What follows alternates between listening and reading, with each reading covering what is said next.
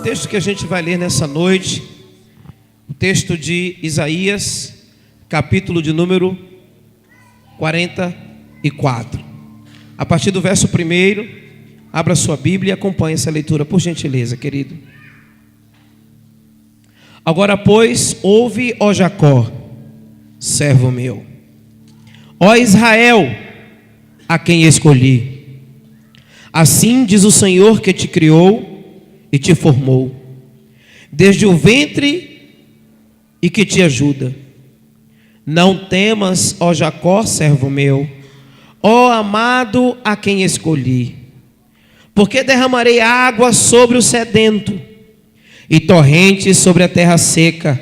Derramarei o meu espírito sobre a tua posteridade e a minha bênção sobre os teus descendentes.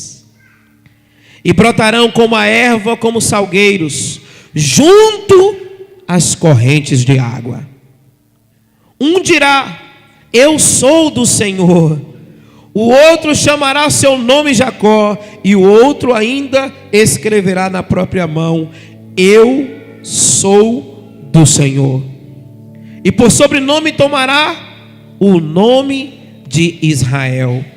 Assim diz o Senhor, Rei de Israel, seu Redentor, o Senhor dos exércitos: eu sou o primeiro, eu sou o último, e além de mim não existe Deus. Queridos, todos nós, chega um momento da nossa vida que a gente fica perguntando o que fazer em determinadas situações. Não existe um ser humano na terra que não passe por um momento na vida que ele não fique sem saber o que fazer em determinadas situações. Existem coisas na nossa vida que a gente pode resolver com um telefonema. Existe coisa na nossa vida que a gente pode resolver com uma orientação. Existem coisas na nossa vida que só Deus pode fazer. E a gente precisa entender que somos filhos de Deus. E tem momentos difíceis na nossa vida que a gente lembra de todas as pessoas ao nosso alcance, a gente só não lembra que a gente é filho de Deus. A gente lembra que a gente tem um parente rico, a gente lembra que a gente tem um primo que pode resolver, a gente lembra de alguém que pode fazer alguma coisa, a gente lembra do nosso pai, a gente lembra da nossa mãe, a gente lembra do nosso pastor, a gente lembra da nossa pastora, mas há um momento na nossa vida que a gente esquece que a gente é filho de Deus. E chega um momento na nossa vida que quando a gente esquece que é filho de Deus, a gente começa a depender de uma série de coisas, ajudas e amuletos. Deus tem um interesse muito grande em afirmar a identidade dele na gente. Queridos, nós amamos quando os nossos filhos pronunciam que tem o nosso sobrenome. É ou não é? Quando fala assim: minha nora veio para nossa família, entrou lá em casa, e eu sei que ela não se sente em nenhum momento que ela faz parte agora daquela família. Não, ela já é daquela família. Ela não se sente assim, vamos fazer alguma coisa em família. Ela não espera ser convidada, porque ela sabe que agora ela tem a nossa identidade e no seu sobrenome. Ela não sente assim, olha, foi feito só para a família, mas não me chamou. Não, eu sou da família também. Outro dia eu estava brincando à mesa, eu disse aqui: esse almoço foi feito só para a nossa família. Ela sorriu e disse: mas só a nossa família? Deixa eu te contar uma coisa. Quando a gente sabe a nossa identidade e a gente sabe de onde a gente vem, a gente não tem medo de se perder. O que acontece com algumas pessoas que se perdem é que elas esquecem a identidade.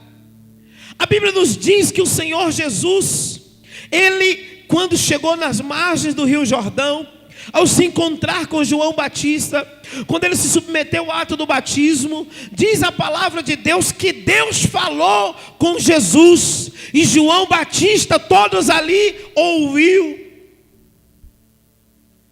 E a primeira palavra que Deus disse para Jesus foi afirmando a identidade paterna. Esse é o meu filho, em quem a minha alma se alegra. Há um outro momento, o momento da transfiguração, que Jesus leva os 3 dos seus discípulos mais próximos, os mais achegados, aqueles que preferiam Jesus. Não era Jesus que preferia os discípulos, eram 3 discípulos que preferiam Jesus. Nós temos muitos discípulos aqui na igreja, temos muita gente que frequenta a igreja, mas eu não tenho culpa se tem alguns que me preferem mais do que você, que fica dizendo: o pastor não me chama, o pastor não me inclui. Eu não lembro de um dia eu disse: marquei um almoço lá em casa. Ô Ednei, vem aqui almoçar aqui em casa. Não. Ednei disse assim: eu já vim almoçar. Puxa a cadeira, pega o prato, senta e põe a comida. Ele não se sente que precisa ser convidado para ir para a casa do pai dele. Agora, ele não pode ficar deixar de ir lá por conta de ter irmãos que acham que só vai para lá se for convidado para ir. Já pensou? Se você tivesse que ir na casa do seu pai e dissesse assim: painho, eu estou querendo ir na sua casa. Poxa, se a gente tem intimidade com a nossa casa, no nosso pai, na nossa família, a gente se porta como integrante da família. Diga para a pessoa do seu lado: Deus quer incluir você. Diga: não se exclua, porque o evangelho é includente.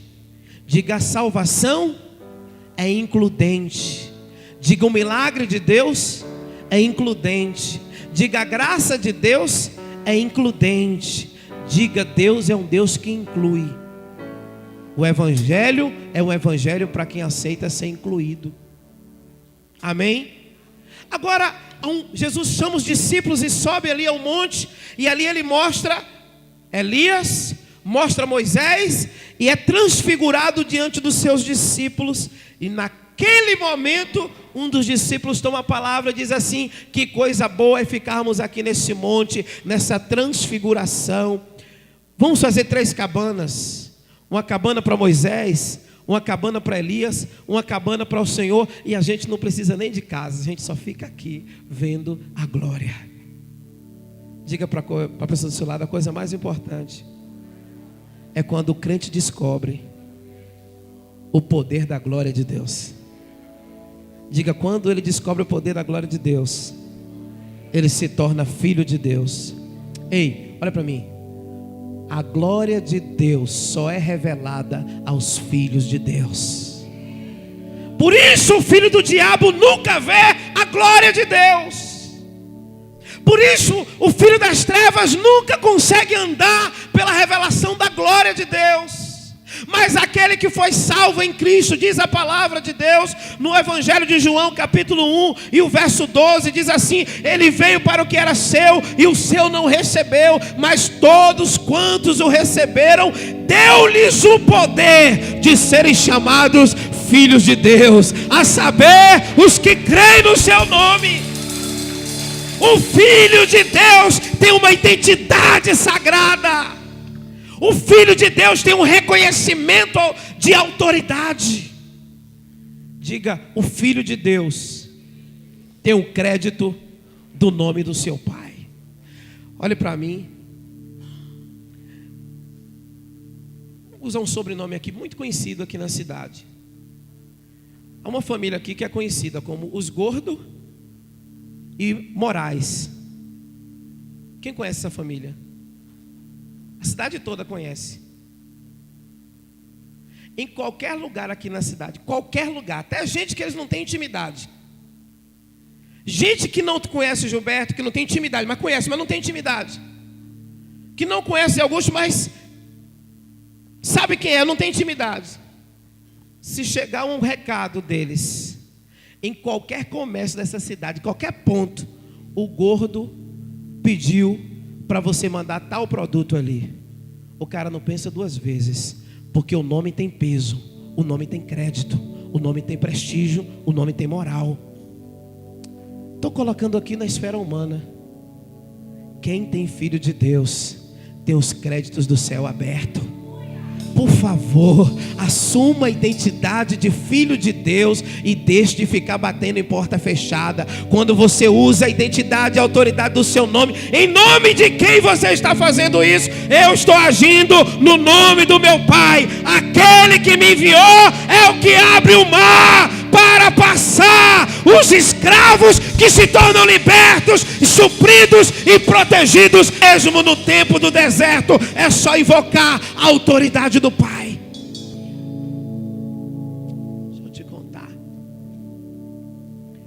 Quando os discípulos estavam no monte e disse: bom ficarmos aqui, Deus falou mais uma vez, e mais uma vez afirma a identidade paterna sobre Jesus. Este é o meu filho amado, a ele ouvir. Olhe para mim, querido. A nação de Israel estava vivendo sem liderança. A nação de Israel havia perdido o rei. A nação de Israel estava vivendo em crise. A nação de Israel perdeu todo o nível de referência, perdeu todo o nível de instrução, estava perdida.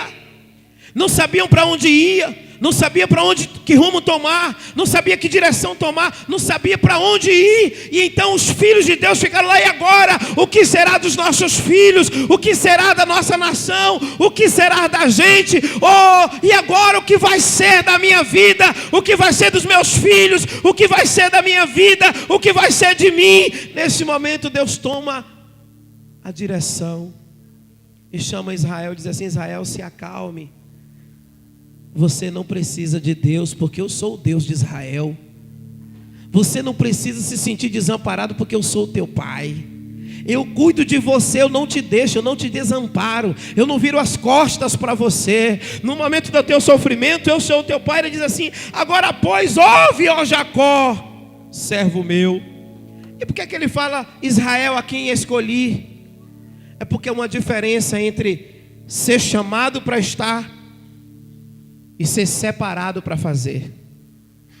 Diz a Bíblia que Jacó, ele era alguém que temia Deus, que estava na família de Deus, na linhagem da promessa, mas a conduta dele era uma conduta de desviado, era uma conduta fria. Aí Deus então diz assim: ó, agora pois ouve, escuta, servo meu, ó Israel, a quem escolhi. Ele diz: Jacó é meu servo, mas eu não escolhi-o apenas para ser servo, eu chamei para ser príncipe. Se ele chamou para ser príncipe, é porque ele era o Deus e ele era o rei. E aquele que é chamado filho de Deus tem a capacidade de liderança, de acessos e de controle e de autoridade que tem o Pai que determina. Existe, meu Deus, um entendimento sobre a igreja, que ela acha que ela não tem condição, que ela não pode, que as coisas para serem conquistadas têm que ser para outros. Mas se a gente entender o que a Bíblia diz a seu respeito, não haverá mais um obstáculo em sua frente. Porque eu vou lhe contar uma coisa: se o obstáculo estiver grande na sua frente, não tem problema, é só você levantar os olhos e dizer: me faltou o recurso financeiro, me faltou a resposta do homem que me prometeu e não cumpriu, as pessoas falaram comigo, mas eu tenho o último recurso. Oh, meu irmão, olhe para a pessoa do seu lado e diz assim: meu querido, existe o último recurso que você vai usar, e quando você usar esse último recurso, tudo vai mudar na sua vida, tudo vai mudar na sua casa. Se o homem falhou com você, se a medicina falhou com você, se o advogado falhou com você, se o pastor falhou com você, se os homens falaram com você, você tem o recurso, você tem a palavra e você tem o joelho. Quando você dobrar os seus joelhos, quando você buscar a palavra, você vai saber que Deus é o teu Pai e Ele cuida de você.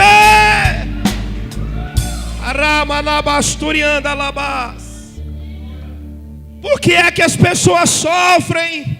Por que é que as pessoas se desesperam? Por que é que as pessoas se angustiam? É porque elas dependem mais do que o político pode fazer, do que Deus pode fazer por elas. Eu vou lhe dizer uma coisa: toda glória humana é passageira. Seca-se a erva, seca-se a flor, murcha-se a vida. Diz a Bíblia que é como a neblina que começa forte, depois se dissipa, o sol nasce e a neblina vai embora. Mas a palavra do Senhor, ela permanece para sempre. Oh, meu irmão, eu quero dizer uma coisa para você. Você pode ser eleito por um cargo público, você pode tomar uma autoridade pública. Olha, a pessoa recebeu um cargo durante 4 anos, 3 anos, ela vai ficar trabalhando. No último ano ela já não sabe se vai voltar para aquele cargo, se o povo vai ficar. É uma crise, é uma luta muito grande. O 4º ano do político, ele não sabe se volta, ele não sabe se fica. Mas aquele que entrega a vida a Jesus tem segurança para a eternidade. Joga essa mão para cima e faz alguma coisa.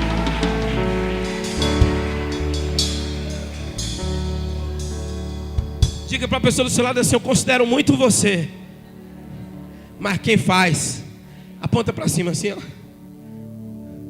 Agora aponta para mim aquele dedo que você gosta de apontar, principalmente na minha ausência.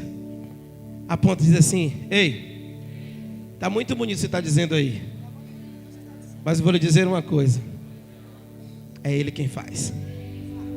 Diga: eu gosto de você, mas é Ele quem faz. Diga: eu dependo. Aponta para ele assim, ó. Dele. Agora olha para mim. Tem uma coisa que filhos fazem que às vezes é terrível. O pai às vezes cria um menino com tanto carinho, vai levar na escola, leva na escola de futebol. O menino quer um presente, dá um presente para o menino. O menino quer fazer uma viagem, aí faz muita vontade. Aí de repente o menino vira ladrão. Não, a partir de hoje eu vou roubar. Ele compra uma carabina, compra uma arma ou rouba, não sei o que faz. Diz assim: eu vou virar assaltante de banco. Ele tem um pai bom, ele tem um nome bom, mas ele suja ele e suja o nome da família. Assim é o crente quando vive desviado. Está na igreja, mas é infiel. Está na igreja, mas compra e não paga. Está na igreja, mas é enganador. Ele suja o nome dele, suja o nome do evangelho e suja o nome da igreja. Diga para a pessoa do seu lado: é tempo de viver a identidade de filho. Diga: Deus é o meu pai. Aí eu posso imaginar, irmão, outro dia eu estava lá pregando na cidade de Ilhéus. Quando eu estava ministrando, uma irmã chegou para mim e ela disse assim: ô pastor, queria que o senhor orasse por mim. Por quê? Porque o meu filho está envolvido com drogas. Eu disse: onde seu filho está? Ela disse: está preso agora, pastor. Eu disse: menos mal, irmã. Ela falou assim: como assim, pastor? Eu digo: ó, você poderia estar me dizendo agora: pastor, meu filho morreu, não tem mais jeito para ele. Seu filho está preso, mas está vivo. O traficante não vai matar ele lá. Lá ele não vai ser roubado, ele vai roubar. Ali é o local onde Deus vai trabalhar o coração dele. Aí passou alguns dias, a gente orou por aquele rapaz. Eu tenho até uma foto dele aqui na minha bolsa, no gabinete. Aí eu voltei lá, a irmã disse assim: pastor, lembra do meu filho? Eu nem lembrava. Aí eu parei assim, ela disse: que o senhor orou por mim depois daquele culto, que o senhor falou que ele estava preso. Eu disse: sim, eu lembro, eu estou lembrado agora. Ela disse: olha ele aqui, pastor.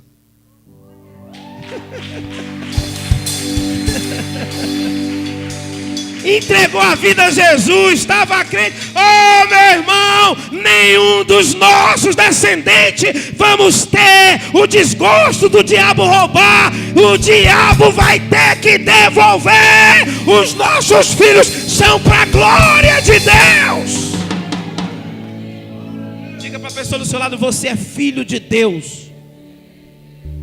Seu filho vai ser herdeiro das promessas que Deus tem sobre a sua vida.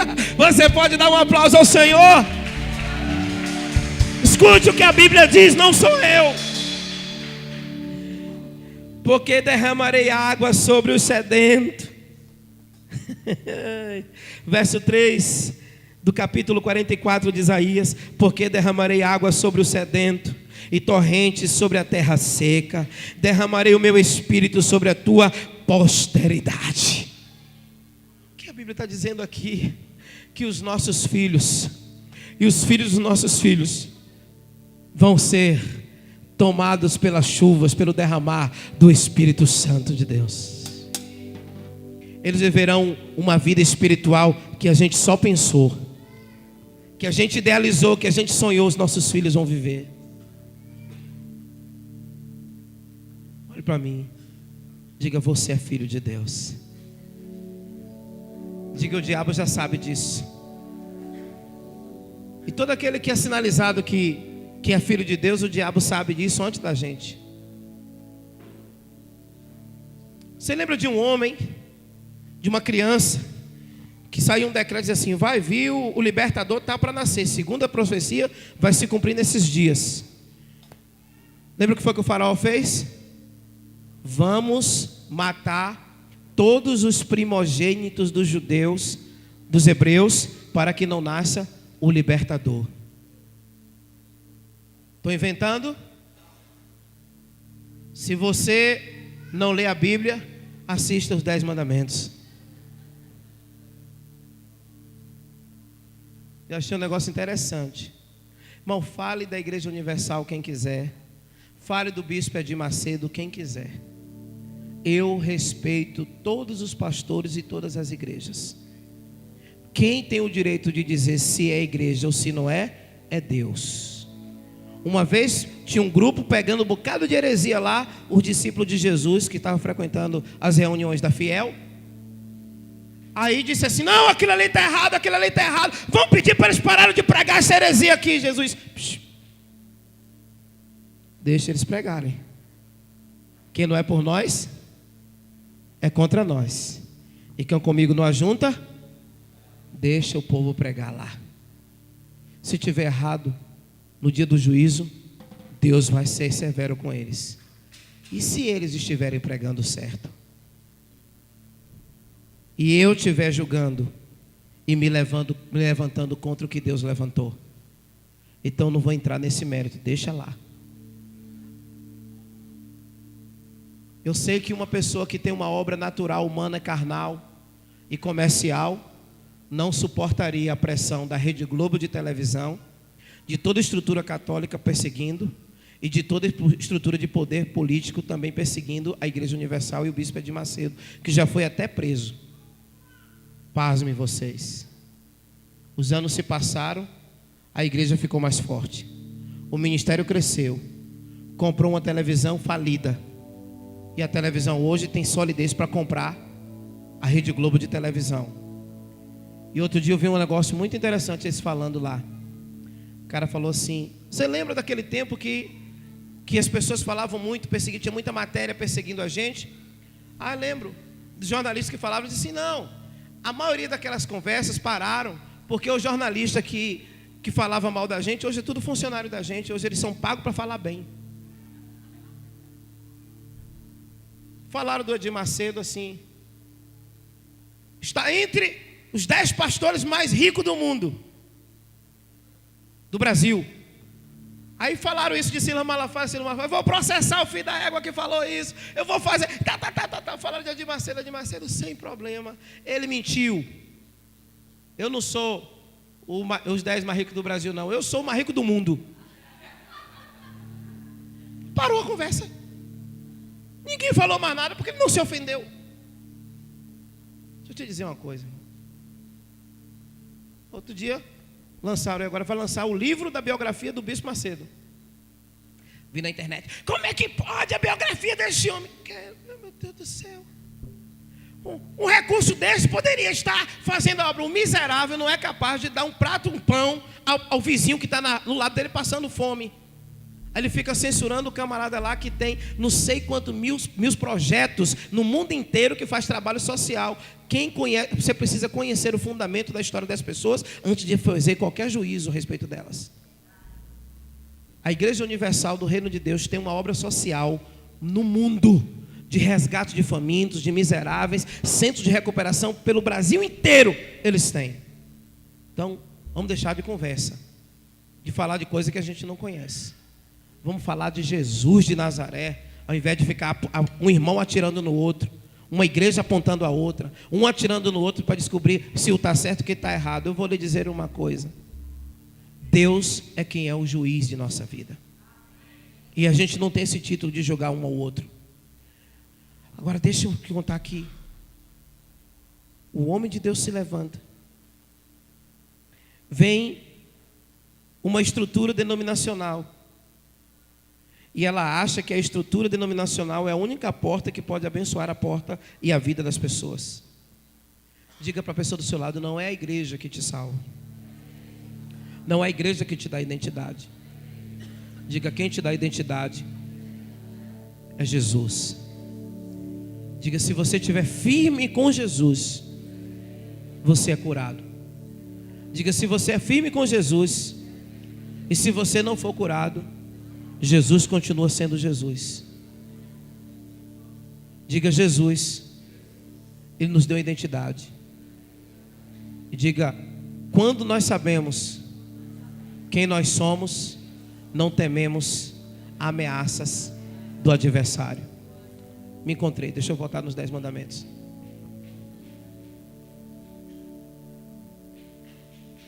Faraó soube que ia matar, mandou matar todos os primogênitos, todos os meninos machos que nascessem dos hebreus. Moisés estava no meio daquele bolo, sim ou não? Morreu não sei quantas mil pessoas, mas o alvo era Moisés. Botaram Moisés no cesto, botaram no rio Nilo e soltaram Moisés.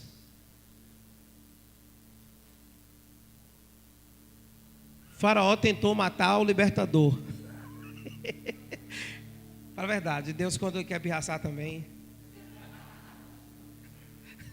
Pois o libertador foi criado na casa do faraó.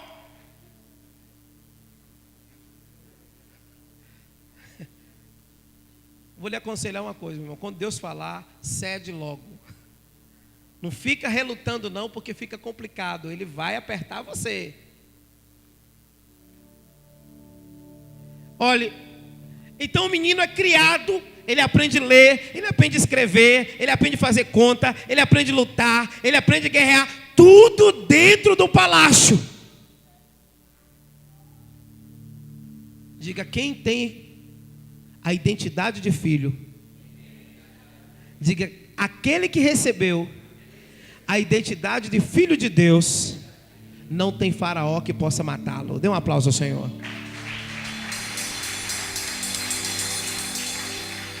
E aí o que é que acontece? Moisés se torna um criminoso, e ele vai para o deserto, mas a promessa de que ele era um filho libertador vai se cumprir na vida dele.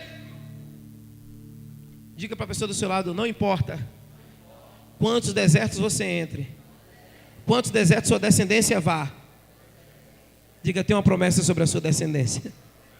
Diga: os nossos filhos serão alcançados pelas bênçãos que está prometida em nossa vida. Quem nasceu de você, nasceu debaixo da bênção e da promessa de Deus.